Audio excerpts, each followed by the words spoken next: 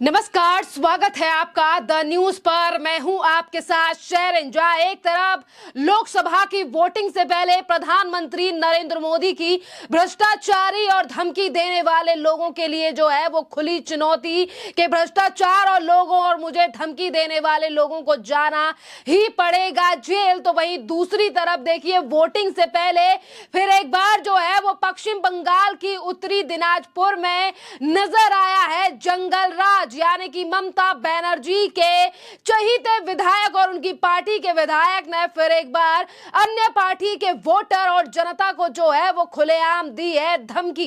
एक तरफ जहां ममता बनर्जी कहती हैं कि पश्चिम बंगाल को किया जा रहा है बदनाम करने की कोशिश, तो वहीं दूसरी तरफ उनके ही पार्टी के विधायक लगातार लोकसभा चुनाव की वोटिंग से पहले किस तरीके से जनता को जो है वो खुली धमकी खुले मंच से देते हुए नजर आ रहे हैं, जिसको लेकर अब लगातार जो है वो पार्टी यानी कि भारतीय जनता पार्टी और अन्य पार्टी इलेक्शन कमीशन से कर रही है मांग कि ममता बनर्जी के विधायक के ऊपर होना चाहिए एक्शन। देखिए, पश्चिम बंगाल की सीटों को लेकर जो है वो जल्द ही वोटिंग होने वाली है और वोटिंग से पहले किस तरीके से ममता बनर्जी की पार्टी के विधायक यानी कि हमीदुल रहमान की बौखलाहट जो है वो सामने आई है कि किस तरीके से पश्चिम बंगाल की उत्तरी दिनाजपुर की चोपड़ा सीट से तृणमूल के कांग्रेस विधायक हमीदुल रहमान ने जो है एक बयान दिया है, जिसमें वो खुलेआम धमकी जो है वो जनता यानी कि वोटर्स को देते हुए नजर आ रहे हैं, वोटर्स को धमका रहे हैं, जिसमें हमीदुल रहमान का कहना है कि 26 तारीख को सेंट्रल फोर्स जो है वो पश्चिम बंगाल से चली जाएंगी और उसके बाद यहां पर हमारे ही फोर्स के साथ आप लोगों को रहना है। यानी कि किस तरीके से सेंट्रल फोर्स के जाने का डर जो है वो जनता के मन में टीएमसी के विधायक भरते हुए नजर आ रहे हैं और कह रहे हैं कि जब ये यानी कि ये फोर्सेस जो चली जाएंगी तो फिर आपको हमारी ही फोर्स के साथ रहना है। और इसी के साथ टीएमसी के विधायक हमीदुल रहमान का कहना है कि बीजेपी, कांग्रेस और सीपीआईएम के कुछ लोग ताक में हैं कि मैं उन्हें बताना चाहता हूं कि सेंट्रल फोर्स 26 तारीख यानी कि 26 अप्रैल तक है, उसके बाद जो है वो हमारी ही फोर्स के साथ रहना होगा। अगर बीजेपी, कांग्रेस या सीपीआईएम के लोगों ने कुछ किया तो हम उसका जवाब देंगे। जहां एक तरफ वोटर्स के लिए जो है वो हमीदुल रहमान की तरफ से ये खुली धमकी दी गई है, तो यहीं पर जो है ये टीएमसी के विधायक नहीं रुके कि इन्होंने सिर्फ जनता के लिए जो है वो इतनी ही बातें कही और इतनी धमकी दी है और उसके बाद ये रुक गए हों, बल्कि हमीदुल रहमान ने खुले मंच से तमाम और बातें जो हैं वो और भी कही हैं। और हमीदुल रहमान यही नहीं रुके, उन्होंने आगे कहा कि मैं बीजेपी, कांग्रेस और सीपीआईएम के लोगों से अनुरोध करता हूं कि वो अपना कीमती वोट बर्बाद ना करें, कोई बदनामी ना करें। 26 अप्रैल से सेंट्रल फोर्स यहां से चली जाएंगी, उसके बाद हमारी फोर्स ही रहेंगी। अगर उनके साथ कुछ होता है तो फिर उन्हें शिकायत करने या केस दर्ज करवाने के लिए नहीं आना चाहिए। देखिए किस तरीके से जो है वो पश्चिम बंगाल में फिर एक बार जंगल राज जो है वो सामने आया है और ममता बनर्जी के पार्टी के विधायकों की गुंडागर्दी। आज हमीदुल रहमान जो है ये वोटर्स के लिए खुली धमकी दे रहे हैं और यही पश्चिम बंगाल है जहां पर कुछ दिन पहले ईडी के अधिकारियों के ऊपर भी हमला कर दिया गया था। तो क्या कहें कि जिस पश्चिम बंगाल में ममता बनर्जी लोकतंत्र की दुहाई देती हैं, आज उसी पश्चिम बंगाल में ना ही तो महिलाएं सुरक्षित हैं, जिस तरीके से संदेश खाली का मामला कुछ दिन पहले सामने आया। और उससे पहले एजेंसियों की बात करें कि जो भ्रष्टाचार के खिलाफ लगातार लड़ने वाली एजेंसियां और भ्रष्टाचारियों के खिलाफ नकेल कसने वाली एजेंसियों के खिलाफ किस तरीके से जो है वो ममता बनर्जी की पार्टी के समर्थक और नेताओं के द्वारा जो है वो ईडी पर हमला किया भी गया और करवाया भी गया। और इन्हीं तमाम चीजों को लेकर आज भारतीय जनता पार्टी के नेता यानी कि नेता प्रतिपक्ष जो कभी रह चुके हैं ममता बनर्जी का दाहिना हाथ, आज उन्हीं शुभेंदु अधिकारी ने अपने सोशल मीडिया अकाउंट यानी एक ही फॉर्मर ट्विटर के द्वारा आज ममता बनर्जी की सरकार पर निशाना भी साधा है। हमीदुल रहमान के बयान को लेकर शुभेंदु अधिकारी ने हमीदुल रहमान की वीडियो को शेयर करते हुए जो है वो बीजेपी के नेता शुभेंदु अधिकारी ने ये कहा है कि ये जो टीएमसी के विधायक हमीदुल रहमान है, इनके खिलाफ कई आपराधिक मामले दर्ज हैं। देखिए कैसे कैसे लोगों को जो है वो ममता बनर्जी ने अपनी पार्टी और सरकार में भर्ती कर रखा है कि जिनके खिलाफ कई आपराधिक मामले दर्ज हैं और जो खुले मंच से वोटर्स को धमकी दे रहे हैं।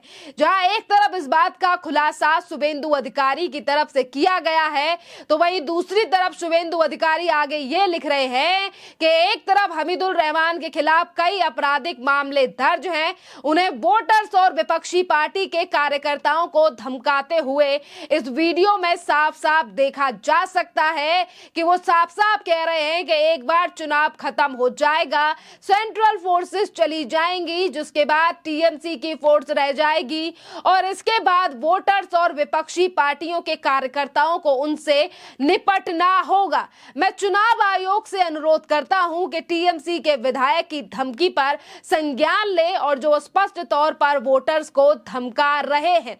देखिए वोटर्स को किस तरीके से जो है वो टीएमसी के वो नेता धमका रहे हैं जो ममता बनर्जी ये कहती है कि हम तो अकेले ही बीजेपी से लड़ने के लिए पश्चिम बंगाल में काफी हैं क्योंकि हमें ज्यादा जनता पसंद करती है। तो क्या बार बार पे ममता बनर्जी का सत्ता में आने का ये मतलब है कि वहां के वोटर्स को हर चुनाव में इसी तरीके से डराया धमकाया जा रहा है? देखिए ये पहली बार जो है वो इस तरीके की चीजें पश्चिम बंगाल से सामने नहीं आई हैं, बल्कि 2021 में हुए विधानसभा के चुनाव के रिजल्ट के बाद भी देखिए किस तरीके से 3 मई के बाद जो है वो किस तरीके से नंदीग्राम से लेकर तमाम जगहों पर जो कुछ वोटर्स थे जिन्होंने बीजेपी या फिर बीजेपी के कार्यकर्ताओं को उनके घर छोड़ने तक के लिए जो है वो मजबूर 2021 में कर दिया गया था। और अब जब लोकसभा के चुनाव हैं तो इसी तरीके के हालात जो हैं वो फिर एक बार पश्चिम बंगाल से सामने आ रहे हैं। और लोकसभा चुनाव के मद्देनजर पश्चिम बंगाल में सेंट्रल फोर्सेस की जो है वो 150 से ज्यादा कंपनियां इस समय पर तैनात हैं और पश्चिम बंगाल में जो है 42 लोकसभा की सीटों यानी कि सीटों पर जो है वो सभी 7 चरणों में चुनाव होने हैं। 26 अप्रैल को दूसरे चरण में रायगंज सीट पर भी वोट डाले जाएंगे और उत्तरी दिनाजपुर रायगंज लोकसभा में ही आता है। वोटिंग होने के बाद जो है वो सेंट्रल फोर्स की कंपनियां इस क्षेत्र से चली जाएंगी, यानी कि इस दिनाजपुर रायगंज लोकसभा सीट से चली जाएंगी और इसीलिए यहां के जो चोपड़ा भी सीट से विधायक हैं हमीदपुर, इसीलिए इन्होंने जो है वो इस सीट को लेकर धमकी जो है वो वहां के वोटर्स के लिए दी है। देखिए अगर हम बात करें हमीदुल रहमान की जो इस तरीके से जनता को डरा रहे हैं, वोटर्स को धमका रहे हैं, तो ये हमीदुल रहमान जो हैं वो 2001 में पहली बार चोपड़ा सीट से विधायक चुने गए थे। 2006 के बाद चुनाव में वो कांग्रेस के उम्मीदवार से हार गए। इसके बाद 2011 से लगातार ये जो हमीदुल रहमान है ये 2011 से लगातार यहां पर सीट से जीतते आ रहे हैं और 2021 के विधानसभा चुनाव में हमीदपुर रहमान ने बीजेपी के शहीन अख्तर को 60,000 वोटों के अंतर से हराया था। उस चुनाव में उन्हें 61% वोट ज्यादा मिले थे। अब लगातार जिस तरीके से हमीदुल रहमान के वोट परसेंटेज में ये जो बढ़ोतरी हुई है, इसको लगातार अब इसी बयान से जोड़ा जा रहा है कि जो विधायक अपनी जनता या वोटर्स को इस कदर डरा धमका कर रहेगा तो उनका हाल ही विचारों का क्या होगा। जो ममता बनर्जी स्वतंत्रता और लोकतंत्र की हत्या का आरोप केंद्र सरकार पे लगाती हैं, वही पश्चिम बंगाल में किस तरीके से समय समय पर आ रहा है जंगल राज सामने। खैर इस पूरे मामले पर आप लोगों की जो भी राय हो, आप भी हमें अपनी राय हमारे कमेंट बॉक्स में लिखकर जरूर बताइए। धन्यवाद। কাঁথিয়া আমার হোম টাউন জানেন, তো আমি এটা জেনেছি অনেক আগেই সকালে। তা বিষয় হচ্ছে পশ্চিমবঙ্গ আন্তর্জাতিক অপরাধী জঙ্গি তাদের একটা মুক্তাঞ্চল, এটা বারে বারে প্রমাণ হচ্ছে। এর আগে যদি রিকল করেন সিপিএম এর সময় পাঞ্জাবের এখানে যারা বিচ্ছিন্নতাবাদী লোকেরা যুক্ত ছিলেন তাদের পাঞ্জাব পুলিশ চপারে করে এসে এখানে এনকাউন্টার করেছিল।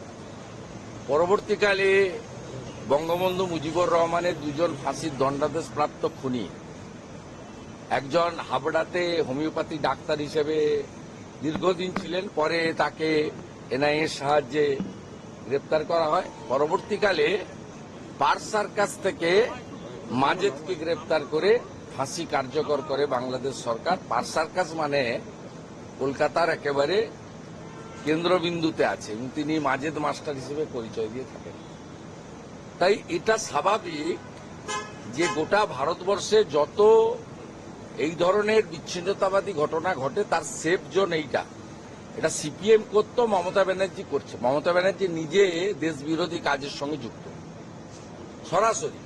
আপনার দিল্লিতে জাহাঙ্গীরপুরীতে যে হনুমান জয়ন্তীর দিন ঘটনা ঘটেছিল তার মূল অভিযুক্ত ফিরোজ, যে আমাকে 2রা মে হলদিয়া এসডি অফিসে আমি যখন সার্টিফিকেট নিতে গেছিলাম পাথর ছোড়ায় অভিযুক্ত, এনআইএতে এখনো দিল্লির জেলে আছে, তার বাড়ি তমলুকের একটি গ্রামে। আপনি লালটু শেখ এবং আব্দুল মান্নান যারা ফেক আই কার্ড তৈরি করত তারা গ্রেপ্তার হয় সোনারপুর থেকে গত বছরের ঠিক একইভাবে ইন্দোরে যে সেক্স র্যাকেট পাওয়া যায় তাদের সঙ্গে বাংলাদেশের যোগ প্রমাণিত হয়। এইখানে মানে রাষ্ট্র বিরোধী একটি রাজ্য সরকার থাকার জন্য তাদের পুলিশকে কার্যত পার্টির ক্যাডারে পরিণত করে পুলিশের যে নিজস্ব ফাংশনিং আছে সেটা করতে না দেওয়ার কারণে পশ্চিমবঙ্গের আজকে এই অবস্থা হয়েছে। এই কারণে মমতা ব্যানার্জি 72টা জায়গায় বিএসএফ কে জমি দেয়নি যাতে কাঁটাতারের বেড়া লাগানো না যায়। शुभेंदु जी चोपड़ा के एमएलए वो कहा है कि उसको तुरंत गिरफ्तार करना चाहिए और उसको हिरासत में डाल देना चाहिए till the completion of the election. और ममता बनर्जी भी कल फिर नमाज का वहाँ पे প্রথম দফা লোকসভা নির্বাচন এরকম একটা স্পর্শকাতর সময় ঠিক এইভাবে পশ্চিমবঙ্গের বুকে লুকিয়ে থাকা দুজন মোস্ট ওয়ান্টেড জঙ্গি গ্রেপ্তার হলো। রাজ্যে সার্বিকভাবে নির্বাচন এবং তার নিরাপত্তা নিয়ে আপনারা কি আশঙ্কিত? আশঙ্কিত কিছু নেই, এ তো প্র্যাকটিস, সবাই জানে। হামিদুর রহমানের বক্তব্য কি 26 তারিখের পরে আমাদের সেন্ট্রাল বাহিনী থাকবে, তার মানে ওদের সেন্ট্রাল বাহিনী কে? শাহজাহান শেখ। ওদের সেন্ট্রাল বাহিনী কে? হিঙ্গলগঞ্জের মেহেদি হাসান। ওদের সেন্ট্রাল বাহিনী কে? মিনাখার আয়ুব গাজী। ওদের সেন্ট্রাল বাহিনী কে? বাসন্তীর রাজা গাজী। ওদের সেন্ট্রাল বাহিনী কে? ফলতার জাহাঙ্গীর। ওদের সেন্ট্রাল বাহিনী কে? ক্যানিং এর শকত মোল্লা।